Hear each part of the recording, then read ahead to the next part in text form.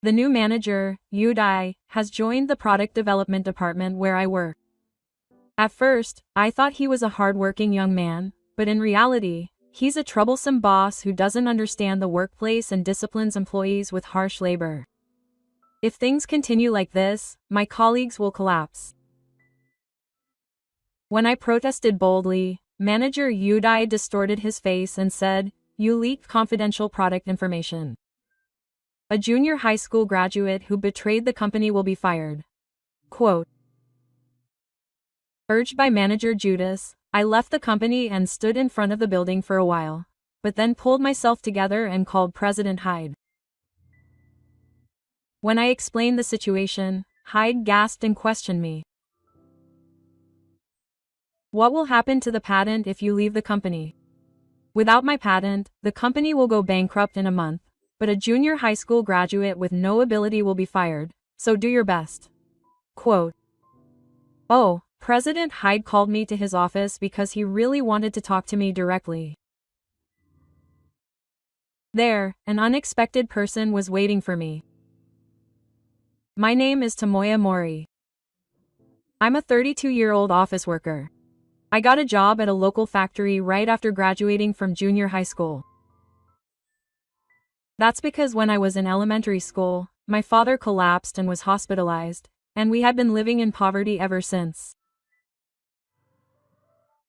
I got a job at a local factory to help support the family finances, but since it was a small factory, it went bankrupt 8 years later. I was wondering what to do next when someone reached out to me. That person was Misato Uchiyama, who worked for a client of the factory.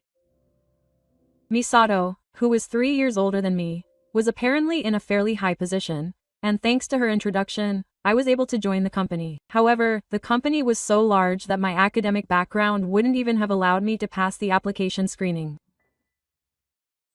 Since then, I've been working hard for the past 9 years, grateful to her. I've always loved creating new things, so I was happy to be assigned to the product development department. However, at first, I was worried about whether I, a mid-career employee with only a junior high school diploma, would be able to fit in with my highly educated colleagues from a large company. However, once I actually started working, I realized that academic background and age have absolutely nothing to do with the product development process. As we talked about what we could do to develop better products and what we could do to make things work, I naturally became friends with my colleagues, even though I had initially felt uncomfortable. By the time we finally managed to complete our first product while working tirelessly on product development, I had become the center of the team. From then on, as I worked hard every day, I began to receive various consultations, and I began to take on more innovative and daring development challenges. With each passing year, our bond grew stronger, and the products we developed became popular and popularized. Now, they have become the foundation products that support the company. When I was told that as long as that series exists, the company's sales will be stable, I felt like I had finally let go of the slack. I wonder if I have repaid the company and the people who helped me back then. Thinking this way, I threw myself into my work with my colleagues, feeling proud and confident in my experience. The workplace was now very fulfilling, and we were living satisfying lives, so I never imagined it. The future of the company could be changed so drastically by just one person. That person was Uchiyama Yudai, who had become the new development manager due to a personnel transfer. Manager Yudai had just turned 30, making him younger than me. He had never been in the development department before, nor had he had any development experience. The reason why such a person became manager was because he was the son of the company's president. From what I heard from my colleagues, it seems that Director Yudai, who has been working in general affairs and sales and other departments in order to gain experience in order to take over the company in the future, is moving to the development department where I work. At first, we welcomed him, thinking that the new president was trying to learn about on-site work with his own eyes. But that illusion quickly crumbled. Now that I'm here, I want you to thoroughly increase sales. The way we've been doing things up until now has been too easy and wasteful. Director Yuta declared this in front of us while folding his arms during the welcome ceremony on my first day at work. True to his words, from that day on, we were solely focused on developing products that would be profitable, following Director Yuta's instructions. Director Yuta had us create a sales report in 1 yen increments, tracked sales in real time, and yelled at us that we weren't trying hard enough if we didn't reach the targets he had set for us. We were simply bewildered by this sudden change in policy. Up until then, before developing a new product, the development department would hold a meeting with all employees to exchange opinions, and everyone would work together without any distinction between superiors or subordinates. But now, being driven by sales figures, we are so busy with development that we don't even have time to attend meetings, let alone greet people. In this way, in just 1 month since Director Yuta came, the development department has become a department with a heavy and tense atmosphere.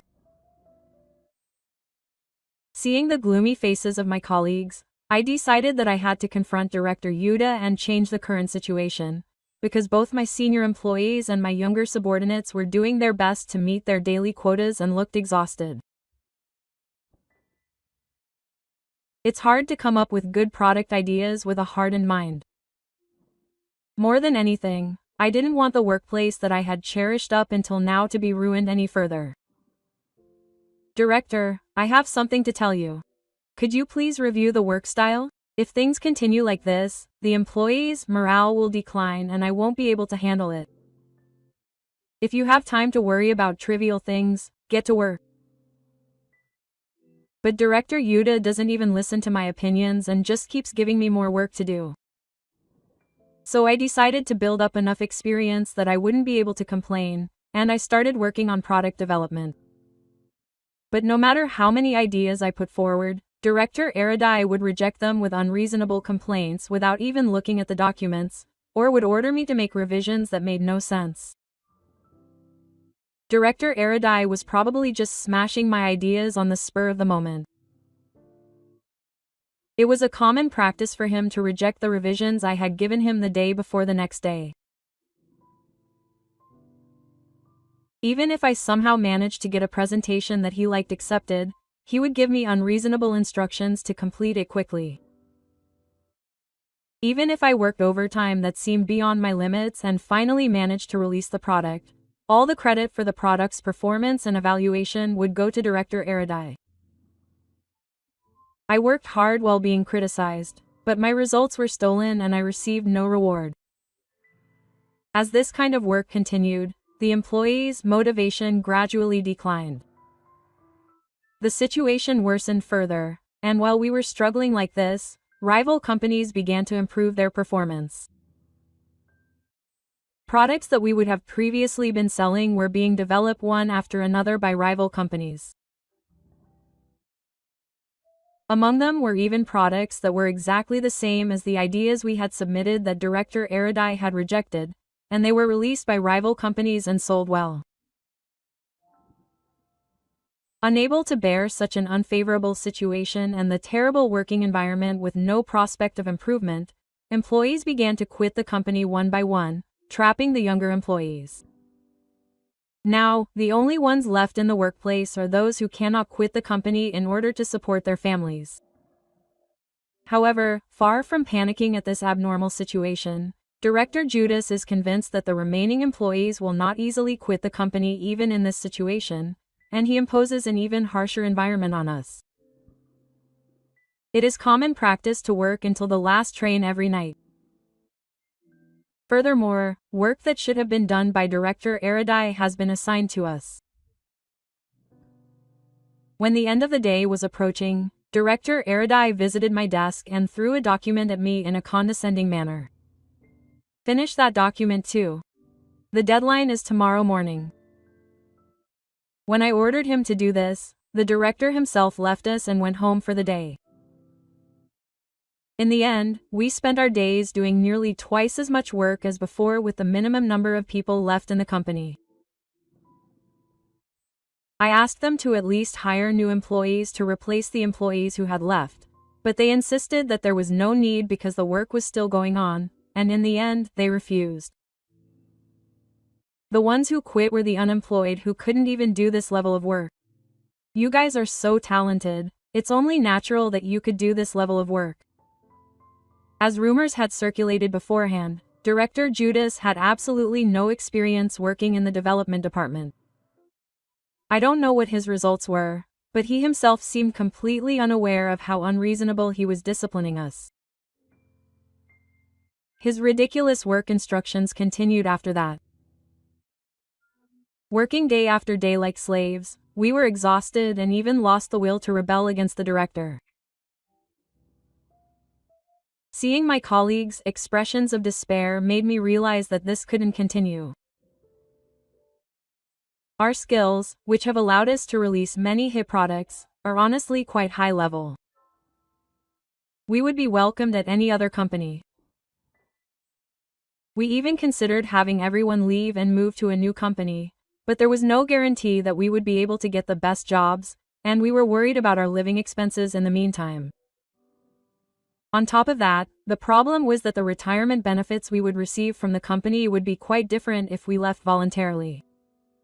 Furthermore, judging from his past behavior, I couldn't imagine Director Erudai letting us go so easily. I'm sure they'll try every trick in the book to harass and obstruct me. When I think about that, I come to the conclusion that it's best to stay at this workplace. If I decide to stay, I should at least try to improve the working environment. I've made up my mind and decided to have a serious talk with Director Udai. It must be something very important if he's going to go to the trouble of calling me in. If I use this as an excuse to skip work, I won't let him get away with it. Director Udai, who has come to the conference room, slumps back into his chair without even trying to hide his displeasure. Even if he's willing to talk things over, I don't know how much of what I'm saying will he accept at this rate. I don't have time like you regular employees. I have an external meeting coming up, so finish it in 3 minutes. He's giving orders in a condescending tone, but we don't have time at all. On the contrary, because of Director Udai, we're so pressed for time to meet deadlines that we can't even get time to sleep every day. Director, please improve the way we work in our department soon. The instructions you're giving are harming the company's profits. What are you talking about? I don't remember forcing anyone to do anything. I felt a surge of anger welling up in me at the nonchalant attitude of Director Udai. There was no way the employees could continue working like this. If that happened, the company would go bankrupt. What on earth was Director Judah thinking? The employees were already at their limit with all the overtime they were doing every day. At the very least, please stop taking away their work results and acknowledge their achievements. I bowed deeply, feeling a simmer of anger. I couldn't forgive Director Judah's attitude, but I couldn't bear to see my colleagues so exhausted any longer. But all I got back was Director Judah's mocking sneer. You guys do your job because you like it. The company pays you a salary for the value of your labor. What's the problem? There are so many problems. If things continue like this, all the employees will collapse. I've reached my limit. Our rival companies are also surpassing us in sales. I tried my best to persuade Director Judah by showing him the materials I had prepared. Recently, all the products with similar concepts to the series that our company has released have been commercialized by rival companies. Even when I showed him a document summarizing the facts in a table, Director Udai didn't raise an eyebrow. While we in the development department were suffering from Director Udai's terrible working environment, the other party was steadily increasing its sales. There was no way he couldn't see this situation, but Director Yuta refused to listen to my opinion at all. 3 minutes had already passed. As if the conversation was over, he ignored me and left the conference room. Left alone in the conference room, I sighed deeply. At this point, I had no choice but to approach someone higher up. Thinking this, I went home, but the situation had changed completely the next day. The next morning, as I walked to work, I wondered how I could convey the current difficult situation to the higher-ups. When I arrived at the office, I noticed that Director Yudai was there in the morning, which was unusual. I was surprised, but he walked up to me without hesitation and smiled broadly. "Mori-kun, you don't need to come to the office anymore." I was shocked by his sudden declaration, wondering what was going on, but Director Yuta proudly handed me the document. In his hand is the table I gave him in the conference room yesterday comparing our company to a rival company. I thought a very similar product had recently been released by a rival company, but I never imagined that Mori-kun had been leaking the information. "What are you talking about?" I had no idea what he was talking about, so I asked him back, but Director Yuta grinned and declared to me, "You leaked information, didn't you? That's a serious act of leaking information to the company. You're loyal, aren't you? I went to the trouble of hiring you, and now you're repaying my kindness with something you don't remember." I could only shake my head as he continued to attack me for reasons I had no recollection of. As I stood there in shock, Director Yudai twisted his face in a frown and said, "You're older than me, but you're still just an ordinary employee. And yet you hold a grudge against the company for that. A graduate should be grateful just to be able to work for us, but I can't believe you're causing trouble for the company." Even when he said that and tried to talk, he forcibly cut me off and insisted on his own opinion. "A junior high school graduate who is slow at work and betrays the company will be fired. Pack your things and get out before you get sued." Normally, even though he's my boss and the president's son, Director Aradai has no right to fire me. But at that moment, I was so shocked that I couldn't think straight and ended up leaving the company as Director Aradai urged me to.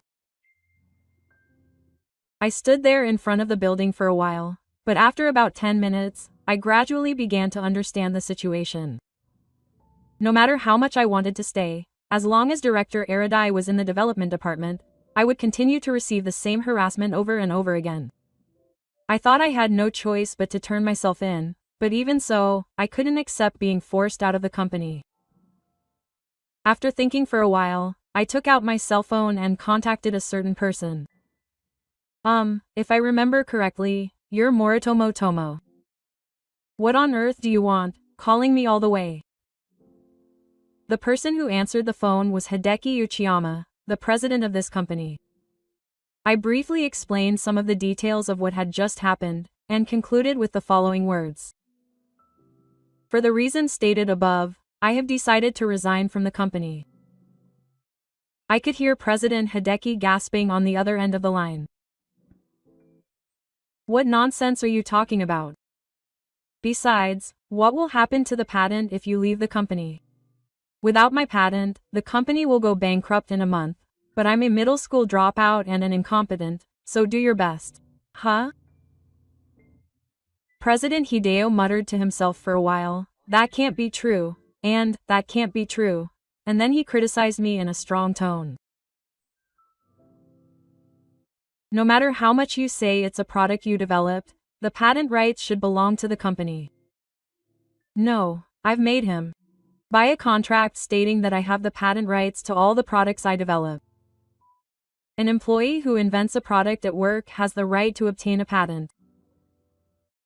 If the right to obtain a patent is transferred from the inventor to the company in advance, the employee has the right unless it is prohibited by employment law. Therefore, in cases like this where the inventor leaves the company, the rights need to be transferred, but of course I didn't feel like going through the process."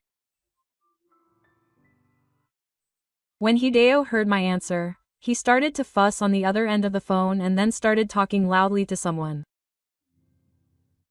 Then he said he absolutely wanted to talk to me directly and called me into the president's office. Stepping back into the company I had just been kicked out of, I opened the door to the president's office as instructed. Waiting inside was Misa, the one who had brought me into the company. She was actually Hidenaga's biological daughter and the older sister of director Yudai. She is also currently the company's executive director. In front of Hidenaga and executive director Masaki, I began explaining everything director Yudai had done up until now from the beginning. As the conversation progressed, Hidenaga began to sweat more and more, while Misa's face turned pale with a serious expression. Then she said something unexpected. The reason I made Yudai the head of the product development department in the first place was so that he could learn about the flow of work from Mr. Mori here, wasn't it? Yudai had reported to me that there were no problems. In fact, sales in the product development department had increased, so I thought that was enough evidence. Hidene's sharp wit, fidgeting and making excuses, was gone. If you listen to Mr. Mori's report just now, you'll understand. The development department is currently in a difficult situation. When President Hyde groaned, Misa turned around and bowed deeply to me. I'm so sorry, I didn't know this was going to happen. As the managing director of this company and as the older sister of the president's daughter, Yudai, I'm truly sorry. This isn't something Misa should apologize for. I instinctively shook my head, but Misa didn't take it any differently. No, my father and I are in a position to take responsibility for the actions of our employees. I never thought Judas would fire Mori. It was our lack of supervision. He probably didn't know about the patent issue because he thought I was just a junior high school graduate. But I think it was a careless remark. Manager Judas was probably angry that I wouldn't do as he said and wanted to throw me out as an example. But if I were to leave the company, the popular series for which I hold the patent would no longer be available. If that happens, the company, which has lost its main product, would suffer immeasurable losses. As I was thinking about this, Misa bowed to me again. I'm so sorry about what happened this time. Please stay with this company. So that means I won't be fired? Just to be sure, Misa let out a tired sigh. Judas had no right to fire Mori-san in the first place. He probably misunderstood his position as the president's son. However, the situation later took an unexpected turn. The incident, which was thought to have been the sole decision of Director Aradai, turned out to be an unbelievable situation after the subsequent investigation. It turns out that Director Judas was poached by a rival company and caused the current trouble. Misa explained the details to me, who couldn't believe that he was supposed to be the next president as the president's son. I never imagined it. That we would compete for the position of president. I had never thought of that at all. What's going on? Apparently, President Hideki decided that Misa would be the next president at the same time as Director Aradai was transferred. Misa is the one who has worked alongside the president for many years, became executive vice president, and is currently running the company. For that reason, Hidenaga had been preparing to make Misa his successor, but Director Aradai was not happy about it.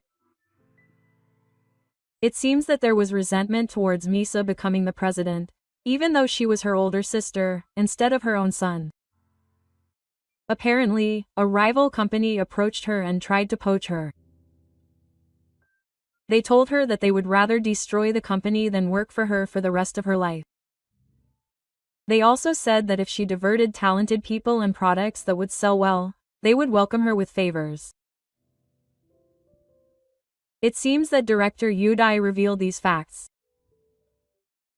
To support this, it was also revealed that former employees who had left the company in the past had been scouted by the Demon King from rival companies.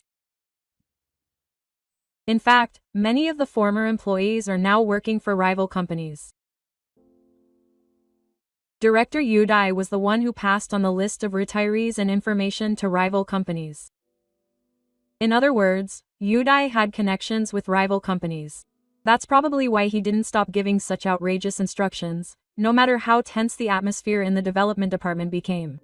Even so, even if he was the president's son, it was too big of a deal for Director Udai to have done it all by himself. Misa slowly nodded at my opinion. I'm sure there were some people in higher management involved, but I haven't investigated them all yet. It's strange that I, the executive vice president, was completely unaware of this situation until now. Does that mean that someone was hiding information along the way? Those connected to rival companies must have been in the upper management for a long time, watching the machines and planning to undermine the management. Kicking out employees and leaking information to the outside world is a serious act of dissemination against the company, and is an undeniable crime. Even without that, Director Aradai's actions were simply terrible, but I couldn't believe that he would let the company go bankrupt, even though I had been eliminated as a candidate for the next president. I guess his plan would have been complete if Mr. Mori had left the company. That's why he focused on harassing you in particular, but Mr. Mori has done more for this company than Judas imagined. Are you saying that he insisted on firing me because I didn't submit my application for approval? I certainly intended to submit my application. If that had happened, I would have left the company as Director Judas had planned, with my resignation as my own. Mr. Mori holds the patent for our company's popular series. If you had left the company, sales would have plummeted and the damage would have been immeasurable. Misa frowned and continued. I guess a rival company was planning to contact me as soon as Mori-san quit the company. They'll probably contact me within a week. I have no intention of accepting it though. Actually, I'm personally pissed that people think I'll easily transfer to a rival company. At least as long as Misa-san is here, I have no intention of letting another company use my patent. The people who planned to make me quit probably couldn't understand or even imagine such feelings. Misa's lips, which had been tightly pursed for so long, finally smiled in relief. I know very well that Mori-san is an honest person. Just to confirm, I'm still allowed to stay at this company, right? When I asked, Misa's eyes widened in surprise. Of course not. I won't approve of firing Mori-san. Besides, neither a notice of dismissal nor a statement of facts have been submitted. Misa's words finally gave me a sigh of relief. I look forward to working with you in the future.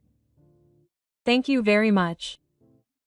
But first, we have to clean up the company, or it'll be a big deal. Misa smiled gently, but her eyes held a firm resolve. From there, things progressed quickly. While Director Judas was still on his way to work, believing that I had resigned, Misa gathered her trusted employees and shared the information. Meanwhile, Director Aradai, still in a good mood, went out to dismiss me as usual. And there, he celebrated the success of the plan with the upper management and other employees who shared the plan to destroy the company. Misa and the others, who had been acting in secret, were able to identify on the spot which members had betrayed the company. After that, Misa and the others thoroughly investigated the cases in which the traitors had been involved in the past. From there, they found evidence of the improper removal of company documents and manipulation, and ultimately discovered that a considerable amount of the improperly transferred personnel and technology had been leaked. And so, all the preparations were complete. The beginning of the week, which was the start of the lunar campaign. Some of the employees and executives who had arrived at work looked at each other at the strange atmosphere that had settled in the car. President Hyde announced the personnel changes as a consolation prize. The names of those who had hoped to join rival companies, including Director Udai, were lined up on the notice board posted in the lobby. Some of them were quite big shots, and everyone was shaking with pale faces as they received the punishments one after another. Why am I being sent to nursing care? I'm the president's son. Director Udai, who received the harshest punishment, spat and spit in disapproval. Naturally, he had received the harshest punishment for leaking information to COI. The punishment was for violating the duty of confidentiality. Standing in front of him as he was losing his temper was his father, President Hyde. I know everything you've done. You've done a terrible job. You idiot. It's probably my father's fault. To make my sister the next president while I was being tossed around in the car. Director Udai was red in the face with anger, but President Hyde just hung his head sadly. There's no way someone could suddenly become president without knowing anything about the company. I was giving you the opportunity to learn about the entire company by letting you experience different departments in the car. But when he asked why, Director Yuda kept complaining, and the president gave him a stern scolding. To begin with, it was naive of him to think that he would become the president just because he was my son. That's why he couldn't take care of his employees and ended up selling out the company. I wonder why they finally realized that their plan had been completely exposed.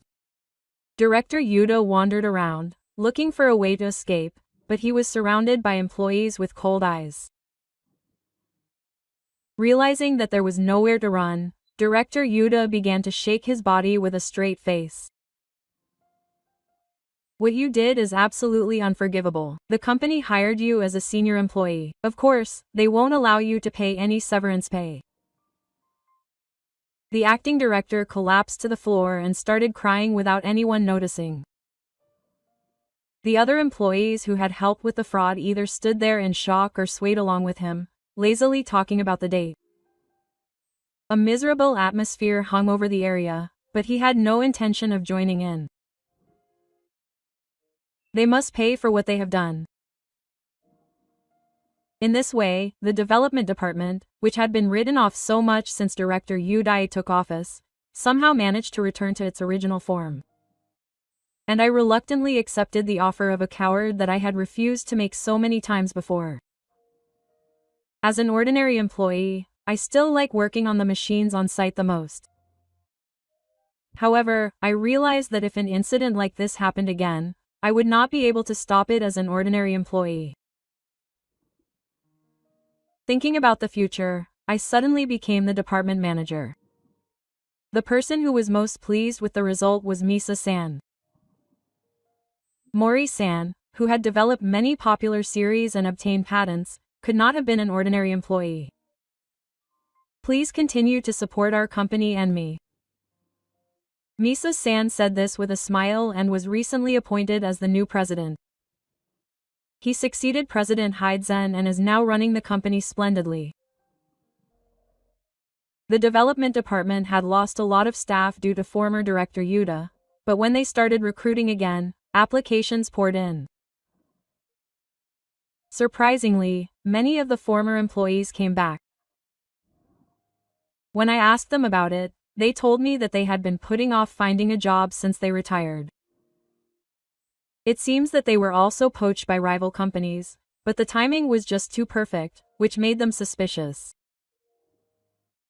Thanks to the return of many talented employees, the development department was able to quickly get back to normal operations. Meanwhile, former manager Judas was apparently welcomed to the rival company as per the contract.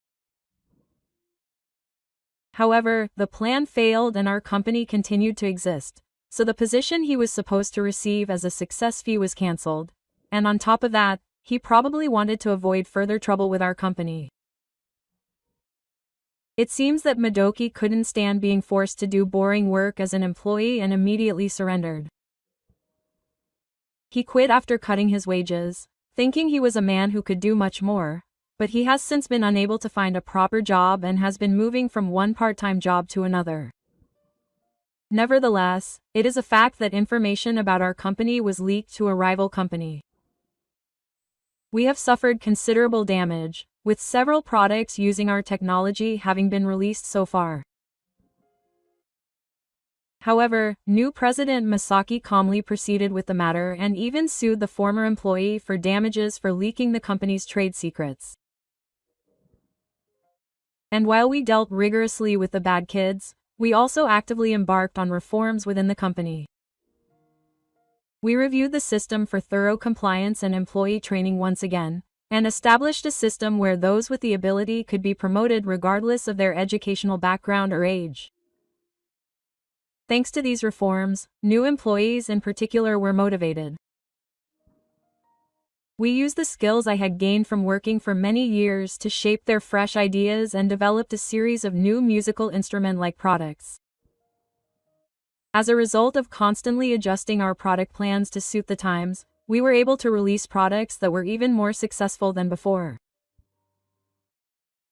Thanks to that, all the information that had leaked to rival companies is now a thing of the past. And so our company continues to grow day by day under the leadership of our new president, Masaki.